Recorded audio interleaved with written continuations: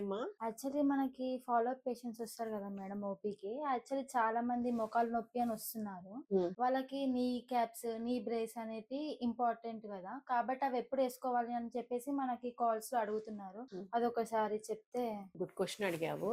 చాలా మంది పెద్దవాళ్ళలో చాలా డౌట్స్ ఉంటాయండి. One of the doubt is ఇది నీ బ్రేస్ కానీ, నీ క్యాప్స్ కానీ 24 అవర్స్ ఏసుకోవచ్చా? ఎప్పుడేసుకోవాలి? సో, నీ క్యాప్స్ అనేది నేనేం చెప్తానంటే నీ క్యాప్స్ కానీ, నీ బ్రేసెస్ కానీ జస్ట్ సపోర్ట్‌గానే యాడ్ చేస్తాయి. సో, నీ బ్రేసెస్ మాత్రము ఆర్థరైటిస్ ఉన్న వాళ్ళల్లో వేసుకోవడం అనేది జస్ట్ ఒక సపోర్టివ్‌గా యాక్ట్ చేయడం మాత్రమే జరుగుతది.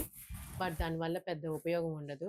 సో, నీ బ్రేస్ కానీ, నీ క్యాప్స్ కానీ ఏసుకోవడం వల్ల ఏమవుద్దంటే ఈ మజిల్ క్వాడ్రిసెప్స్ మజిల్ అని మనకు ఫ్రంట్ ఒక మజిల్స్ ఉంటాయండి. అండ్ బ్యాక్ హామ్‌స్ట్రింగ్ మజిల్స్ ఉంటాయి.